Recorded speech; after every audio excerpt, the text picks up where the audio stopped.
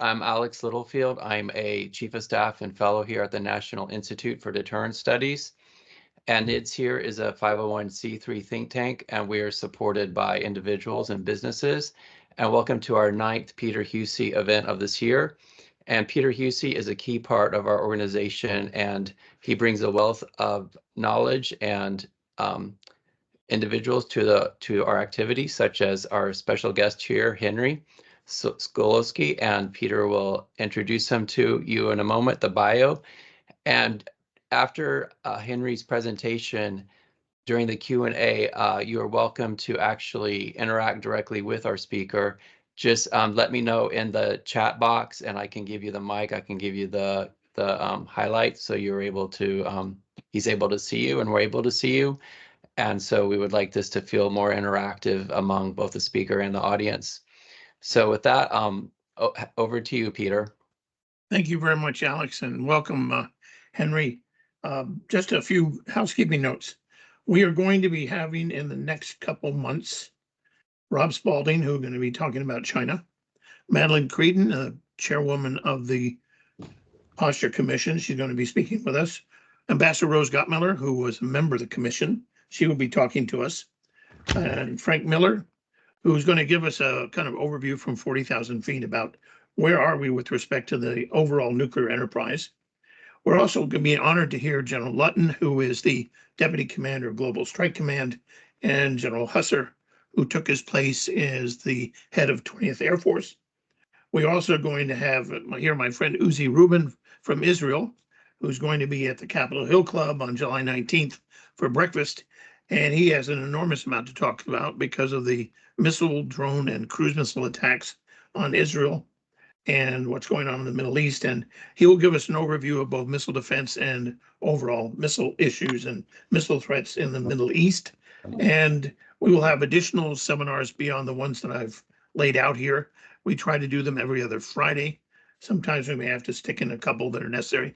Now, the reason I asked my friend Henry Sokolski to come and talk to us is that there were critics of the Posture Commission, particularly from the arms control community, that said it was done in a panic, and it blew up the Russian and Chinese threats needlessly, and that we don't need any more nuclear weapons, though it's unclear whether we need nuclear capability to deal with this issue. But what I found refreshing about what Henry told me is he said, there's some things the commission didn't talk about. And that's what Henry is going to talk about today. Everybody knows him as the founder and president of NPEC. He does extraordinary sessions on proliferation. And for that, we are very grateful because Henry's been doing this for some number of, I believe, decades. So Henry, thank you and your staff for helping to put this together. And we look forward to hearing what you have to say with respect to what the Strategic Posture Commission didn't talk about. So over to you, sir. Okay, well, first of all, let me thank you, as they would say, for all that you do. I see you as a national security fire plug. I mean, you have been getting people in front of other people talking about strategic related problems for decades as well. And I really think if anyone's new here, we're lucky. We're lucky somebody sticks to a topic and just keeps trying to put a spotlight on various issues. And I think you've done a really remarkable job, and you should be very proud of everything you've done. I think it's a big honor anytime you ask me for anything. Okay, so let me begin. I think what I'm going to try to convey today is perhaps a bit unfair.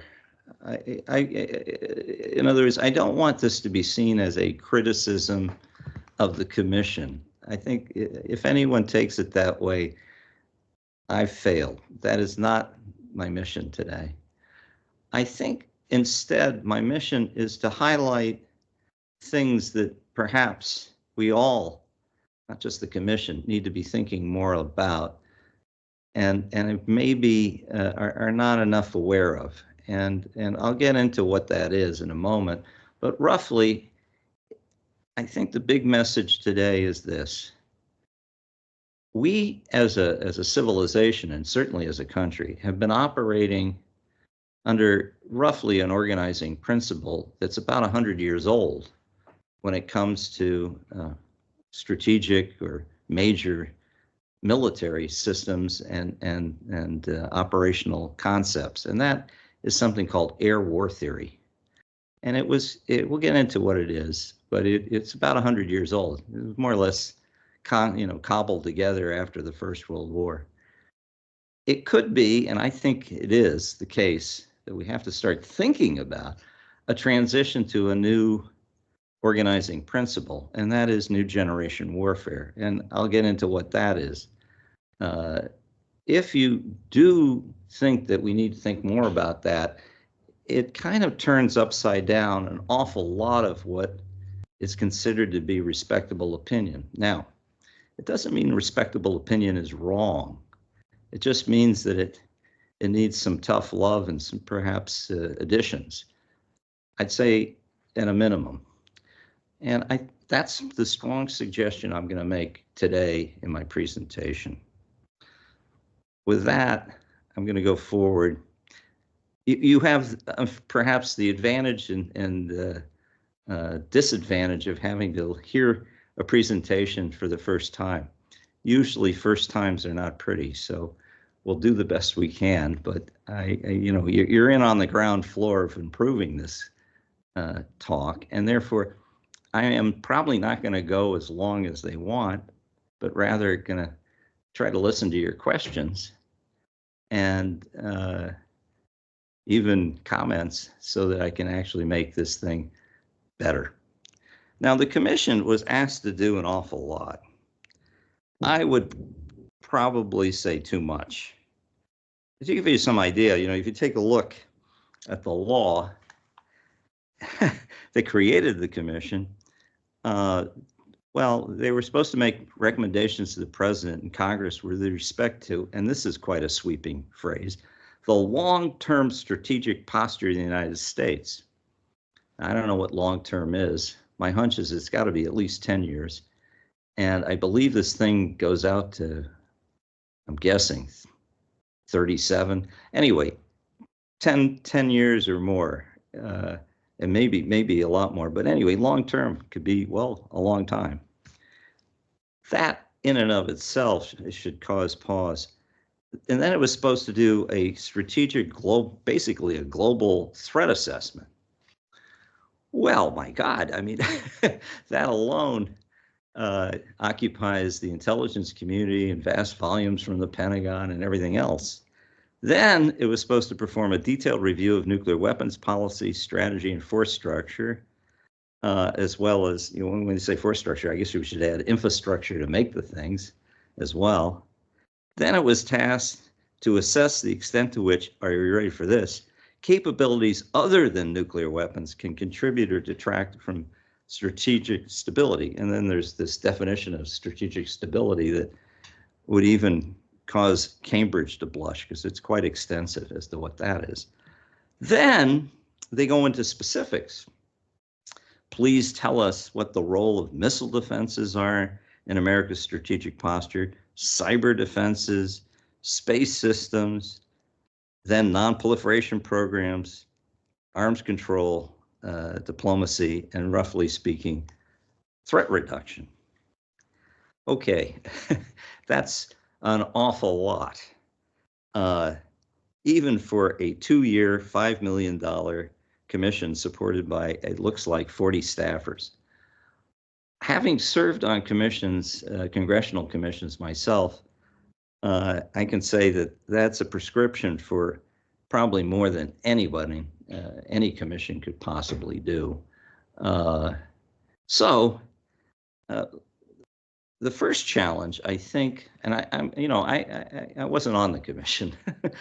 I don't remember doing anything but reading about it. So, I'm not an expert on the commission in that sense.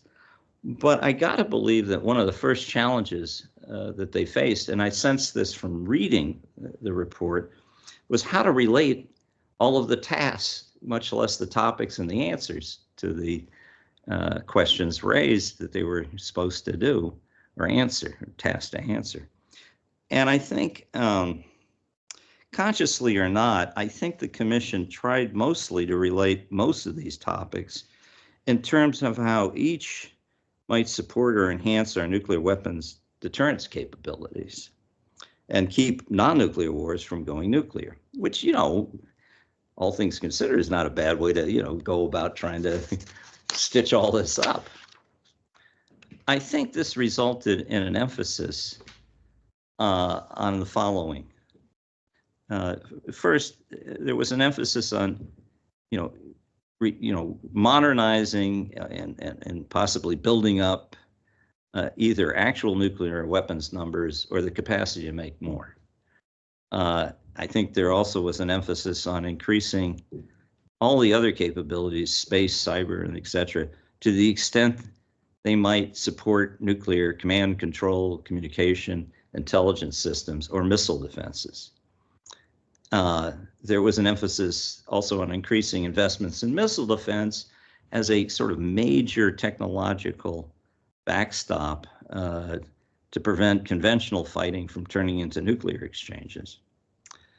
And then sort of, at the end, maintaining damage limitation mission. Now that's kind of a technical term, but we can reduce it somewhat. I hope I don't do too much violence, but the idea of damage limitation is if a war begins with nuclear arms, you use yours to knock out theirs, whatever's left, to limit the damage they could otherwise do to you.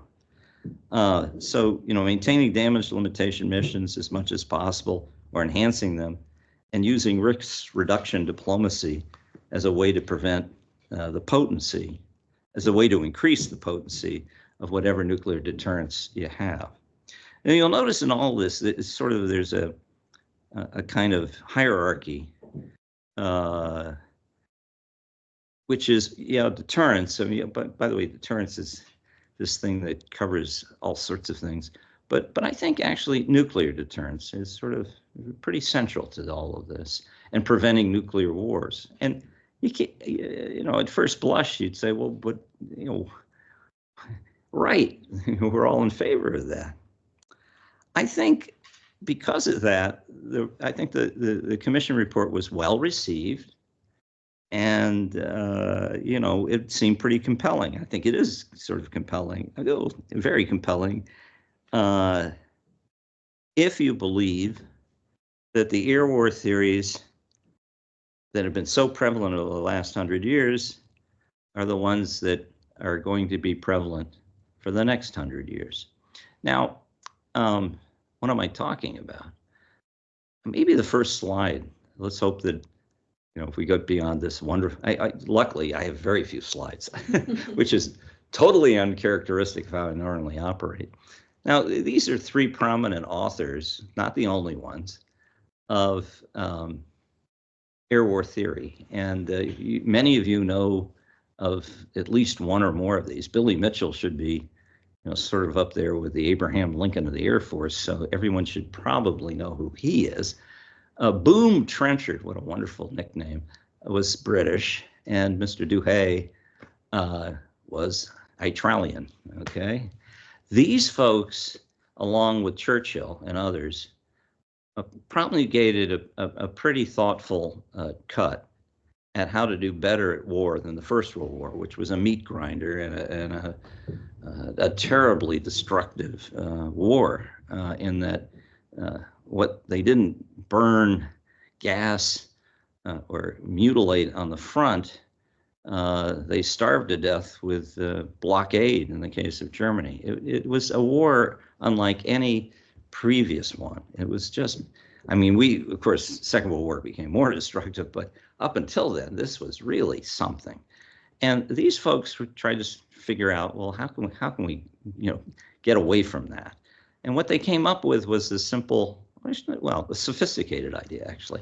And that is, if you could do threaten aerial destruction of the major centers of capital in the military, in the military industrial, and in the demographic and political centers of another country, cities, military bases, capital ship ports, major military production plants, you could deter people from doing bad things in peace. And if they went to war, you could win the war against them very quickly and kill far fewer people than you would if you fought this First World War over again, okay? So that idea was sort of played with during the 30s in a number of very small, relatively small skirmishes, but was put into play for a variety of reasons, technical as well as political, in the Second World War. And you had perhaps the most emblematic examples would be Operation Gomorrah against Cologne. 2 nights they killed, 40,000 people, or the firebombing of Tokyo, which was 2 days, 100,000 people. And they had to destroy all of that, partly because they didn't have aiming accuracy and they ran out of targets. But those kinds of campaigns then lent credibility to the elegant solution of nuclear energy munitions, which could do all of that in an instant, not even 2 days, and seemed like it totally validated this theory. And after the bombings, I think nuclear energy had the impact of becoming an organizing principle for a lot of governments, including our own, where there was a fair amount of constant secrecy about certain things that was not characteristic of our government before, and a concentration of power in the commander-in-chief or the dear leader or whoever it is running the show. We, to varying degrees, have been operating under that operating principle or organizing principle. Now, I think if you operate under that theory, and if you think that theory is the one that we should operate into the future, I think the Commission report is not just a consensus for modernizing the existing nuclear forces, but it's a compelling case for augmenting these capacities and using this as a reason to maintain and strengthen whatever the approaches are for nuclear deterrence generally. And so I think that's the source of popularity of the report. I mean, I think it touches things that we've been pretty much upholding and supporting now for, 70 years. So it confirms this. Now, okay, well, then we should be very happy and, okay, we're done. I don't know that that's sound. And I think the reason why is I don't think they were tasked, and therefore I don't think they can be criticized for this, but I don't think much attention, if any, was given to the possibility that organizing principle may be giving way to a new one. And I think the new one can be put under the moniker new generation warfare. I'm a little less comfortable with 5th generation warfare because when I start reading this stuff, I get a headache. And I'm not sure I entirely understand new generation warfare. And I'm not even sure the people who write about it do. But in fairness, the first writings on air war theory were garbled and confused too. So I don't know that should be disqualifying. They had a problem in air war theory writing about what they meant by the strategic center, or what exactly it meant to knock out the military center or the political center, and which of these targets because they also talked about precision targeting. You should have precedence in what the order should be.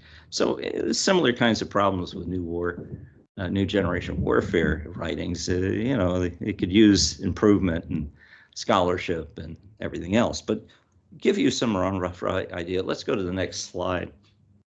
Now this fellow is pretty important. Let's see if I can pronounce his name properly. Hang on here. Gerasimov. I've probably slaughtered it. But he is the chief of the general staff, or was, in Russia, and you know, has sort of been consumed or suffered for going into the Ukraine war. But essentially, this man it needs to be read. Around 2013 or so, he started writing about a different concept of warfare, where instead of threatening to obliterate physically concentrations of military, industrial, political, or demographic capital as a sort of a lever in war, that instead of doing that to disable a nation, he suggested you could disable a nation without doing that, but instead by using information campaigns that would undo the will of the enemy, and using data and information to target munitions against key nodes that would paralyze the enemy if it chose to even continue to fight. And this roughly, I mean very roughly, is what we're seeing going on now in the Ukraine war. Now it's hard to see because many of us haven't watched enough or read enough about the Second and First World War. But as I laid out before you, the levels of destruction and the periods in which that destruction was inflicted in the Second World War with aerial bombing were stunning. You know, 48 hours, 100,000 people and an entire city burned to the ground. How does that compare to Ukraine? Now, Ukraine, the Russians really have not mastered precision guidance as much as we think we have. But for all of their inadequacies, the Russians have killed, according to most accounts, and I'm sure the numbers are, be slightly debated, to say the least, something on the order of 10 to 11,000 Ukrainian civilians over 2 years. And it wasn't for a lack of trying or throwing munitions. It's what they aimed at and what they were trying to accomplish.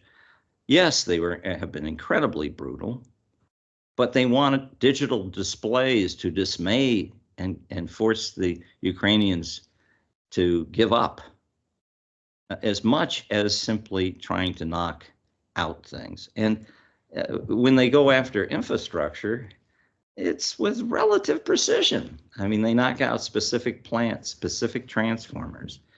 All right. What I'm trying to suggest is, if that's the organizing theory of warfare that we're moving into,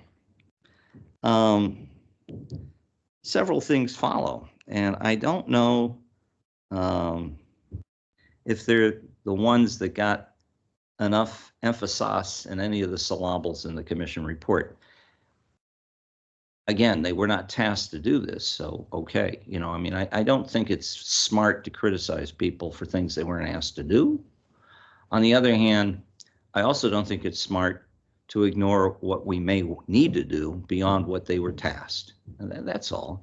So what would happen? I think if you have this as an organizing principle, new generation warfare, the investments in space and terrestrial-based information collection systems, satellites, unmanned surveillance capabilities and the like, the analysis of this information, and the engagement in information campaigns to have populations distrust their rulers and not be enthusiastic about fighting in wars and to keep them preoccupied with their domestic problems more than they would otherwise, so that they don't cause trouble beyond their borders. All of that, along with artificial intelligence supported autonomous weapon systems that come in large numbers, swarms, they could be more important, or maybe, maybe if you really want to be mealy-mouthed, as important. I'm not beneath being mealy-mouthed. As important, and maybe even more important than merely closing quantitative nuclear weapons warhead and delivery capacities or numbers per se to promoting stability and deterrence. What am I talking about here? There was a piece. I work closely with Jim Thomas and Brian Clark, who I recommend. I think they're fun to read, and they generally are thought-provoking, and I think they're pointing in the right direction in ways that really helpful. And there was a piece that Brian Clark at the Hudson did recently where he talks about how we really need to help Taiwan out, and maybe that shouldn't be done by just having bigger aircraft carriers and ships with standoff munitions, so much as getting them to make very large numbers of standoff munitions themselves, or get them from us off the shelf that wouldn't go very far, but could cover and cause kill zones under the water, on the water, and above the water in the straits. And that the model here would be not to get the very best of these, kind of like what DARPA would produce, or the major contractors, but maybe use the Ukrainian model. I mean, here in the United States, we're beginning to say, well, we need to have a big program to make massive numbers of autonomous systems like this. I mean, these are drones mostly, underwater drones, surface drones, and airborne drones. Our aspiration is something called a replicator program, and it's aiming to make 6,000 of these things. Well, news flash, if you don't have very high standards and you're Ukrainian and you're in a basement, you're making 100,000 of these things, not 6,000, and you're aiming to make 1 million next year. Something more like that. And why would that matter? These things might be fairly incompetent, but quantity has a quality of its own. They may not go very far, but they may not need to. Anything big, a surface ship, a big airplane, maybe even some big submersibles, could be killed. And that might deter an invasion at least as much as any threat of going nuclear. And you might even allow that the Chinese want to make these things too. You might not care as much. Why? We don't really want to invade China. So, okay. Now, am I right? Who the hell knows? That's not the point. We need to start thinking about these things to see what makes the most sense. Now, it also raises another thing or two. The commission found itself giving very strong arguments for what it wanted. And in defense of their enthusiasm for the things they wanted, they were very careful to point out that, they weren't getting into the question of financial decisions and trade-offs. Okay, but somebody has to. And it may not be fair to criticize the commission for not doing that, but we'd be chumps if we didn't start thinking about that. And in the case of the Cold War, let me give you an example. There was a conscious decision at one point to basically unplug an awful lot of our air and missile defense, the Nike systems and the like. Now, one can debate, and I've actually read pretty compelling histories that suggest it was a mistake. One can argue, whether that was smart or not, but what we decided to do was to take a risk and make a choice to have airborne systems, bombers that flew low, bombers that had cruise missiles, stealth cruise missiles, stealth bombers, that stressed the Soviet air defense effort to such a great extent that they spent an awful lot of money on stuff that didn't work and wasn't really a threat to us. I think that was pretty clever. I know when I worked for Andy Marshall, he thought that was a pretty smart way to go. They call that competitive strategy. And we need to start thinking about trade-offs, and I'll tell you why. We don't seem to be spending enough money. I mean, between the way in which the Pentagon operates, and I have a little bit of familiarity there, having worked there and still having contracts there, and getting very, very stressful memos about, the spending of, hundreds of dollars. I mean, as you know, I'm sure the memos cost hundreds of dollars to tell me about the spending of hundreds of dollars. It is not the most efficient way to make anything happen to go through Pentagon procurement. They also don't seem to have enough money ever. And even though the budget grows, inflation grows, we are not in a position where we can say we don't have to think about making choices. Just the opposite. Now, it would be nice if that changed. And with any bad luck, we'll all be so scared soon. Maybe we will. But until then, it would be nice to take an approach where we might have to make decisions where we take some risks. This debate that I'm trying to elevate about the organizing principle, I think would help us figure out what we want to do. I myself have become enamored of space systems. Next slide. This is the last slide. This is the shortest slideshow I have ever done. If you count the number of things you have to worry about, silos, mobile systems, warheads, and you look at China and Russia, you've got to hold your head and go, oh my God, what are we going to do? I mean, if you really want to knock all that out early in a war, you might have your hands full.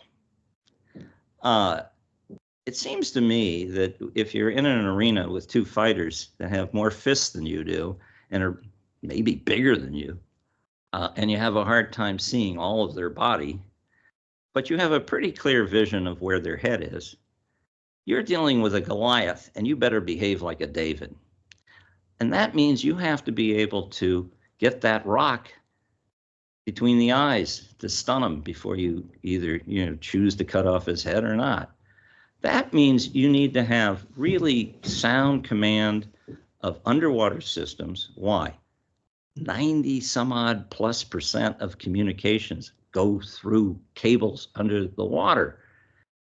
So, it's the nervous system of the world. And if you're not protecting that, boy, are you in trouble. The other thing is space. I think the front line of strategic deterrence is going underwater, and it's gravitating away from the surface of the Earth into space. Why? That's where David lives.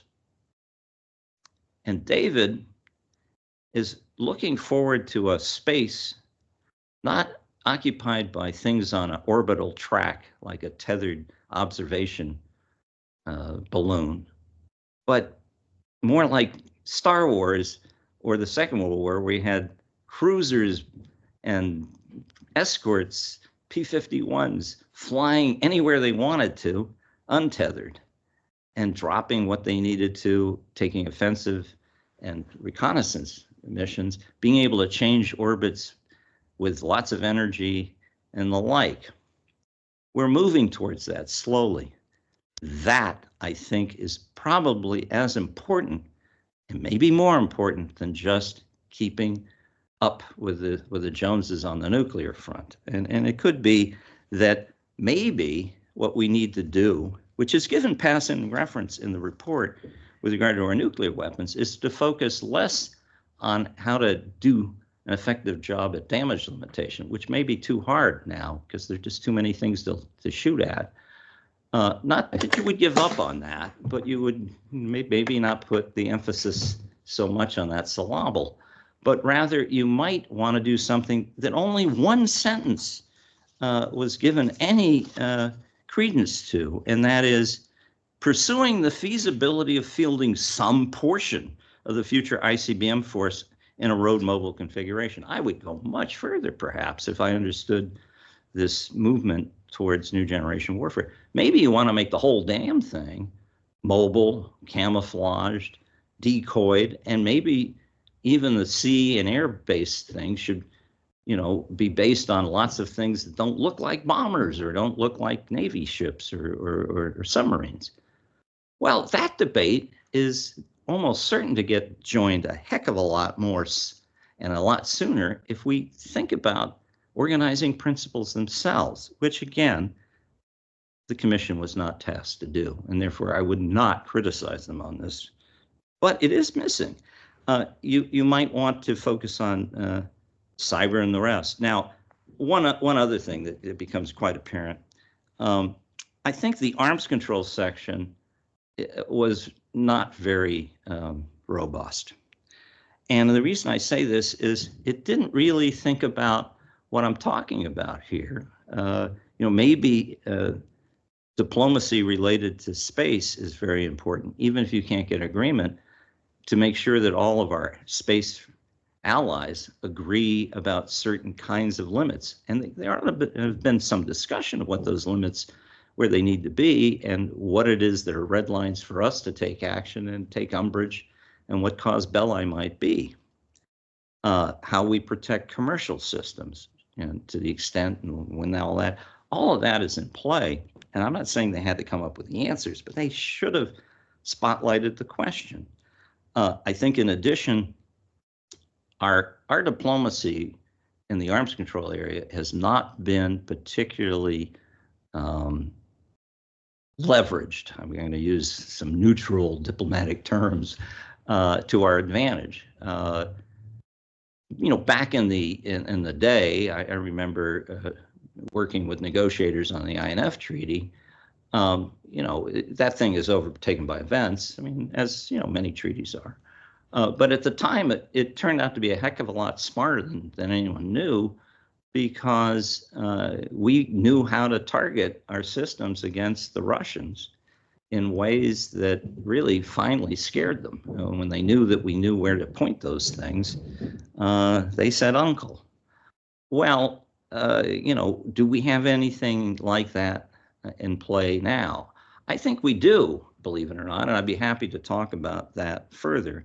Finally, I think the proliferation section was quite anemic. We're not thinking enough about the nuclear Sarajevos. Maybe it's in the Middle East. I mean, I just did a war game in December that forecast at least the missile section of what we've just experienced. I was told it had not been gamed because it also included a nuclear section. And guess what? It's illegal for you, if you have a clearance, to say Israel has nuclear weapons, which I think is kind of insane. As a result, I'm not sure it was gamed. I know publicly it hadn't been. Well, okay. Now, in fairness, you can't raise a problem without suggesting at least a bad solution.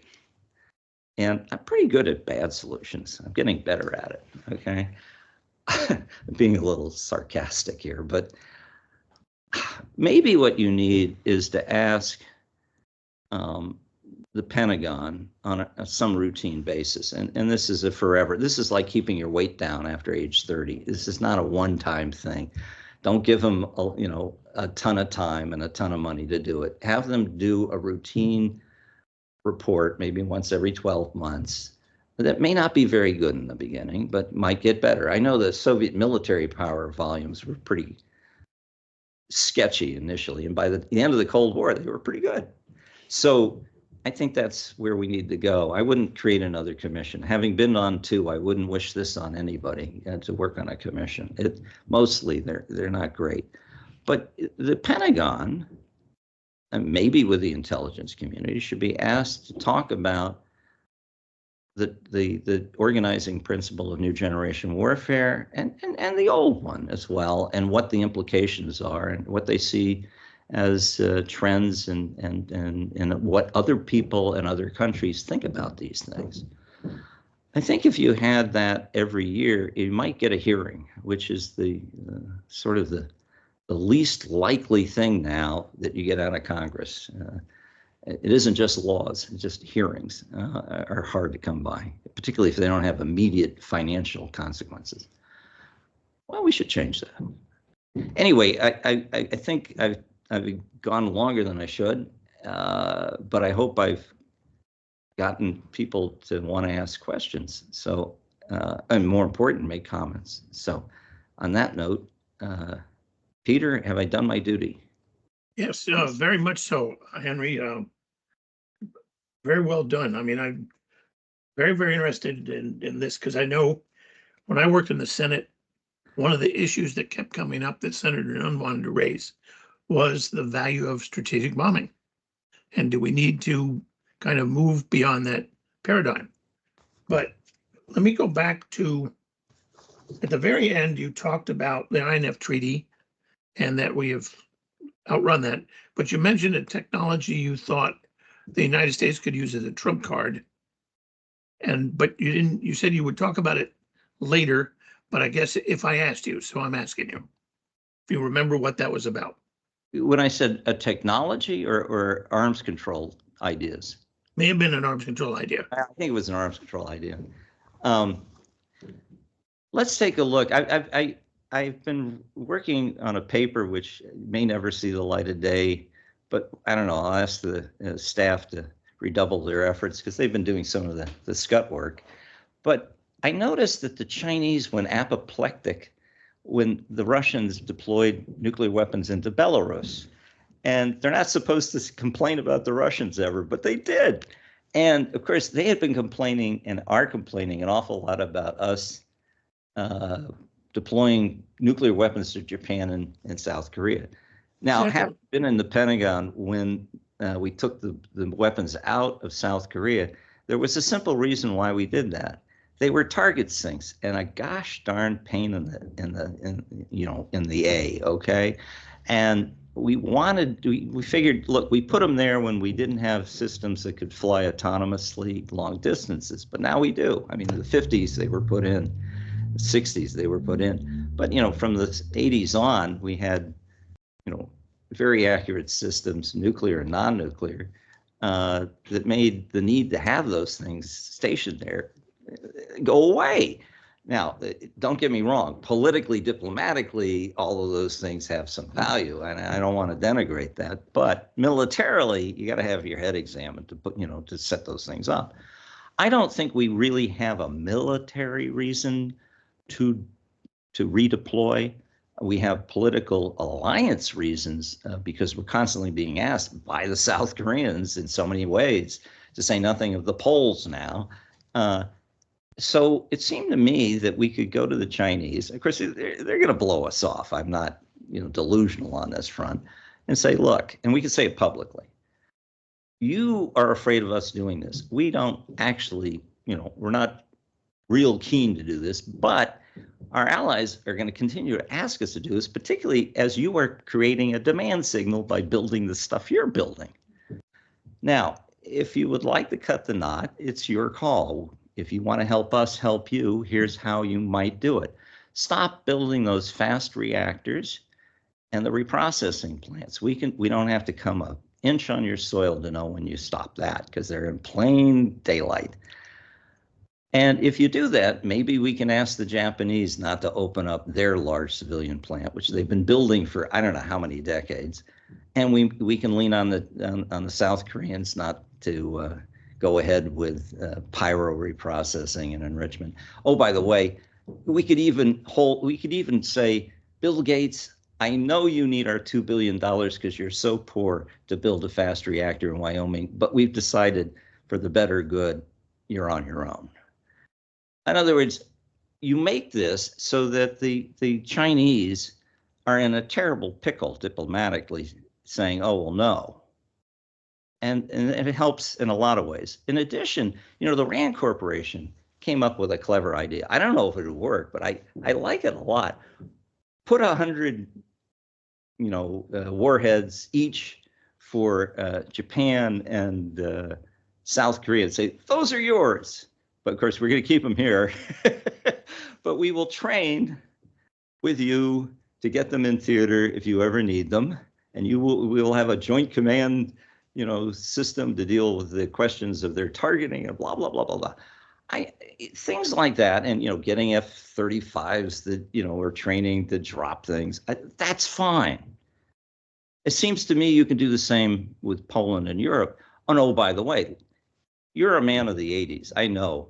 I watch the things you write. You liked the Reagan period. Okay, what was one good Reagan idea? Oh, will you please move all of your theater systems east of the Urals and let us inspect? And we'll take ours out, all 100 of them. Now, I don't expect the Russians would do anything but choke on that. But you know what? We're not doing anything that kind of leans into what it is that is to our advantage from an alliance standpoint in our arms control. And by the way, if they said yes, it would be a good thing, and not just for us, but for them. We've lost our sense of humor. We don't think in any clever way about these things anymore. We need to. Does that help? Yeah, it does. I'm the division between, when we proposed INF, the arms controller said it was a trick, that the Russians would, of course, reject it. We would then be free to deploy Pershings and Glickums. And then we could say, well, we did try. The thing is, we had a president who really wanted to see it successful. And the Pershings, the Russians knew, could get from wherever they were deployed in Germany to the Kremlin in about, 6 minutes? And that got their attention. Well, not only the Kremlin, but their theater command centers, which we finally got really high fidelity information about. Right. So I'm there with you. I think we can be creative, but the question is, it all comes down, can you verify it? And does it help our deterrence? And I think that should be on our table. I would make, in one case, it's evident from the sky. In the other case, it's up to what the Russians are willing to allow us. Exactly. But I think you can do at least better or worse on that, where it's not obvious to me, it's hopeless. We have one of our regular listeners and attendees. Chris has asked the following question. What should be the contribution to deterrence of regular warfare in space? And what role could the private commercial sector play in it? That's his first question. I'll just go with that right now. Okay, there are a number of, the space sector is amongst the most intellectually vibrant in our military services right now. There's stuff to read that's actually intellectually stimulating and thought-provoking. One of the things I saw from the Air War University was a presentation which talked about what it means to have enough energy on your spacecraft to move from where you are to someplace else, a different orbit, and what the implications are of that. I think that the commercial sector, by figuring out cheap, heavy lift, if it can do that quickly, please, can put those gas stations in space, if you will, and make it possible for spacecraft to operate quickly in different orbits and to move and transit to different orbits. Once that mobility has been created, it's a different game. And it's one that I think we have, at least right now, a possible comparative advantage. It won't last, but first mover advantage, they say. I think the other thing is, dealing with, much further out locations in space. Everyone now finally is talking about cislunar. Becomes an opportunity, roughly, and this is very crude. Gravity advantages for moving from there back down to different orbits and even to the Earth. And so it's a game that's in play that requires being able to move. Once you're able to move, it's just much easier to command the arena. And so I'd say, I don't know if that's a succinct answer, but that's an example, The second part of Chris's question was, is deterrence by denial of benefits a credible concept? I assume what he's talking about is denial of the benefits you get in space. And what if we take those benefits away, like GPS, or because two can play that game, and we can both be blind, or both be without surveillance capability, or both without targeting. And the question is, how could you reconstitute things quickly, or do you have such a multiplicity of systems that you don't get taken out of the game? Well, I think everyone has been enamored of the idea of too big to fail, which is to say constellations, and particularly in low Earth orbit, where, well, you can do that. Yeah, I think in fairness, though, if you don't have the ability to push away, kind of like a bouncer. A good bouncer, by the way, doesn't hurt anybody. A good bouncer knows how to move someone away from the front door without harming either the people around them or even the person that they want to remove. The French have been talking about this now for about 4 years.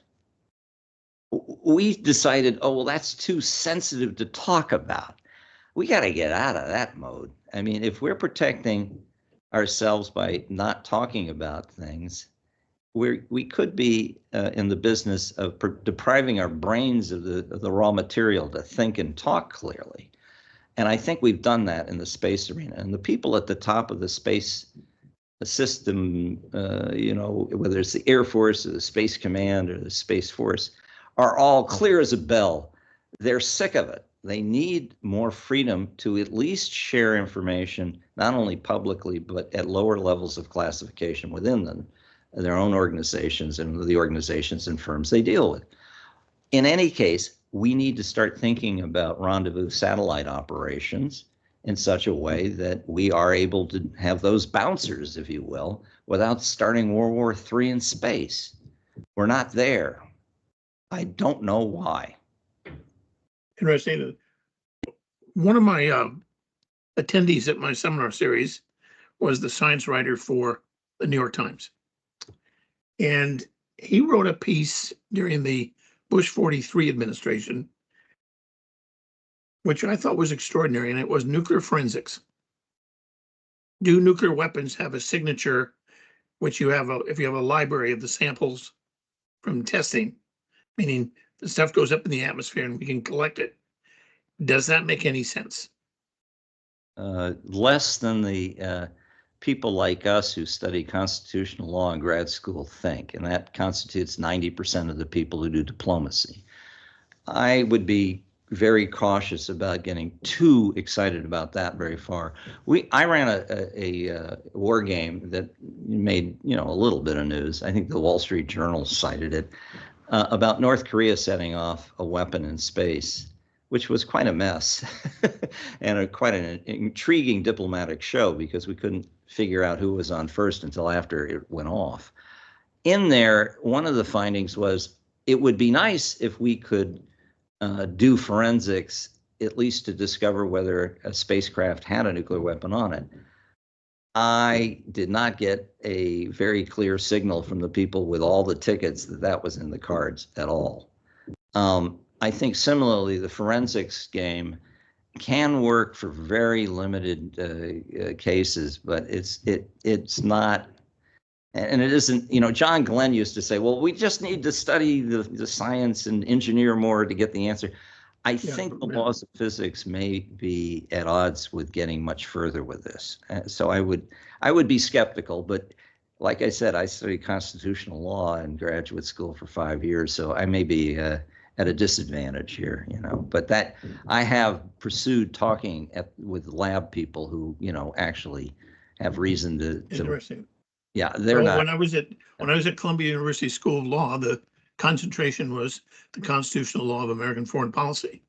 And I had people like Louis Hankin. We would come up with all sorts of crazy ideas, and he would tell us why we could or could not do that. So I'm with you. Yeah, I suppose when I teach my class, which I encourage folks who are in the government to to sign up for. I've got a space policy class that I organize. I know my limits. I don't teach that, but the nuclear part I do with 11 other lecturers. I always like to say the thing that's dangerous and prevalent is people who are diplomats want to be scientists and scientists wanting to be diplomats. And It's true. yeah, it's a real Yes. problem. Yes. Okay. I'm going to end with this question. Just a note, May 3rd is Frank Miller. The 17th of May is Rose Gottmiller. Next week is Madeline Creedon. And here's the question. Including missile defense, what were the recommendations of the Posture Commission that you thought highly of and would like to see implemented? Well, I mean, I alluded to one which was rather anemic, and that is, well, maybe a portion, conceivably, we should think about possibly, making mobile. I think that's, surely somebody leaned into that recommendation in a way that there was a paragraph, maybe even 2 or 3 pages. I'd love to hear, what that might have been. And if it didn't happen, like I said, I want a little bit of my money back. The other one, it says that we should not launch on warning and launch under attack. We should try to avoid that. I worked for Andy Marshall, Harry Rowan. I worked closely with Freda Clay and Albert and Roberta Wohlstetter. They went out of their way for most of their professional career to try to establish that was exactly what we wanted to avoid. They are undoubtedly, and I know I talked with Andy and Harry about this, turning over in their graves, looking at people celebrate. Oh, well, it's precisely because they could be launched on warning or under attack that they become target sinks and sponges and all this.